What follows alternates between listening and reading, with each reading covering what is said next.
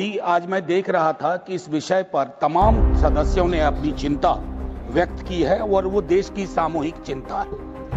मुझे अफसोस के साथ पहली सप्लीमेंट्री आने से पहले कहूं, एक रिपोर्ट लीक होती है, टेलीविजन डिबेट्स में पायलट को विलेन बना दिया जाता है। वो बेचारे दुनिया में आके कहेंगे नहीं कि हम गुनहगार हैं या कोई technical malfunction.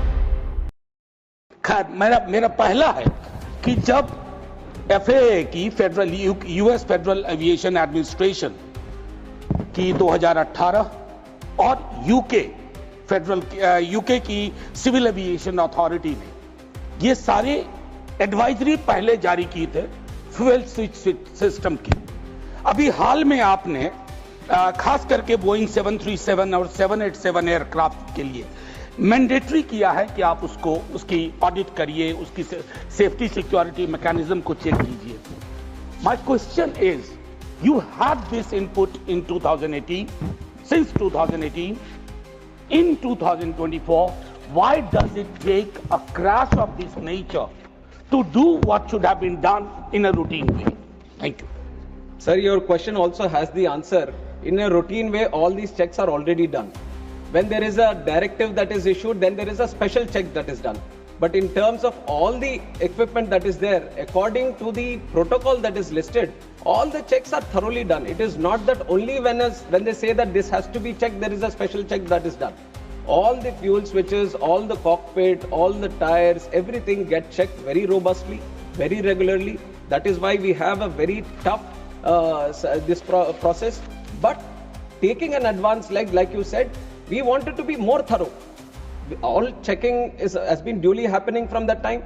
And what you have mentioned, what the FAA has done also, there are two types of directives. That is, one is the AD, which is the Airworthiness Directive, which is a mandatory that all the other state regulators, they all follow. But what you have mentioned right now is a special airworthiness information bulletin, which is not a mandatory thing. Like you said, if necessary, then the state regulator can do it. But at that point of time, the regulator also took a call that this is not a mandatory thing, and we, on our process of ensuring safety, we have a very good, robust process. So there is not a special check that is required because it was not a mandatory thing that was advised. But after the report has come, we have taken that also into cognizance to ensure that there is further, because like you said, these reports that have come. But I can show you 150 reports where every possible angle that the report can be, everything is already listed. कोई भी अगर report आ जाता तो आप बोल सकते थे कि ये तो पहले ही आ चुका है. So they have written every possible angle, right from the Western media to everyone. So that you can't just point out to one, say that this has been leaked. Because all the reports, I have 10 different angles which are written, which are now not coming out, not being discussed, because they are not touching this topic. But had it touched another topic, another report would have come ki isne already ye likha hai. So this has been right because of the interest that has been there. This has been going on right from day one itself, multiple theories, multiple angles, multiple stories.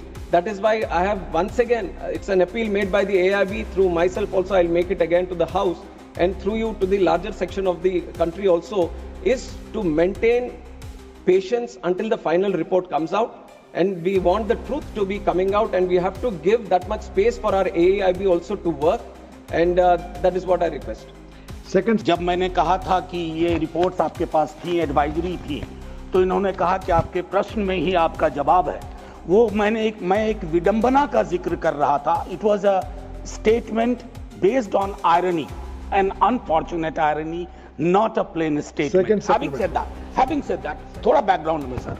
Having said that, I'm also aware, like all of you, my friends here, that the duopoly, this Airbus, Boeing, we are aware at the global scale. Let's not get into that. What is important? The in-house mechanism, nearly 50% of sanction posts in DGCA are vacant. Doesn't it affect DGCA's capacity? Particularly, I repeat, particularly when during the search, during the investigation, many newspapers reported this, that why such anomalies, ऐसी विसंगतियां तब क्यों बाहर आती हैं जब एक बड़ा हादसा गुजरता है, हादसा हो बैठता है और फिर उसके बाद हम जागने की कोशिश करते हैं। vacancies and like I've said, the vacancies have been created because it was a request from the ministry. Now with the growth that we have seen in civil aviation, we wanted more people within the DGCA. And these posts have been posts have been created in the last 2 years only. And the process, right, it's not that when you say that why are they vacant, it is not that we have stopped from recruiting. Right from the day they were created, we have started the process. It is a continuous process. It has to go through various cycles of recruitment also. And the only thing that I wanted to mention so that everyone knows a little bit about what is happening in this recruitment is that this is a very specific pool of people that we are trying to recruit. It is not that we have extensive pool of people. These are subject matter experts, especially in aviation. We are trying to pick up senior people that we are trying to pick up and who have a demand internationally and in other wings also. And we have a lot of people coming in from Air Force and they have their own preferences also. So there is a limited pool that we are trying to work with, and we have done every single, in fact, we have put in more effort to do this. That is why I have also mentioned that in the last year, 103 posts which have been recruited was the highest ever.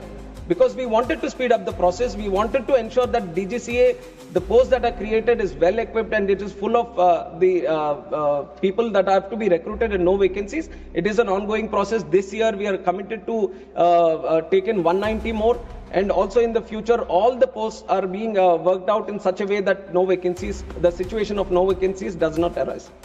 Sir, India's civil aviation sector is booming, no doubt. But it appears that the regulator, the DGCA, which is the backbone of the sector, is cracking up under pressure. I say this because it is understaffed, it is underfunded and it lacks autonomy. Sir, parliamentary standing committee की report बताती है कि वर्ष 2024 में technical post में overall vacancies की बात नहीं कर रहा, डीजीसीए के अंदर टेक्निकल पोस्ट में 55% की वैकेंसी है।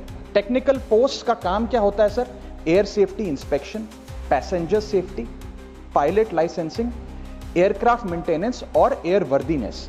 सर ये शॉर्टेज नहीं, ये क्राइसिस है। और मुझे लगता है sir there is no, thank you sir, सवाल पे आ रहा हूं, that there is no margin of error in the skies. तो मेरा माननीय मंत्री जी से सर आपके माध्यम से सवाल है कि हम एक डीजीसीए को सेबी जो एक फाइनेंशियल मार्केट का इंडिपेंडेंट रेगुलेटर है और ट्राई जो टेलीकॉम सेक्टर का एक इंडिपेंडेंट रेगुलेटर है, ऐसा ही एक ऑटोनॉमस स्टैट्यूटरी बॉडी में क्यों नहीं तब्दील करते? और दूसरा टेक्निकल पोस्ट की वैकेंसी कब तक भरी जाएगी? Sir, I have to place on record that the DGCA is not under any kind of pressure.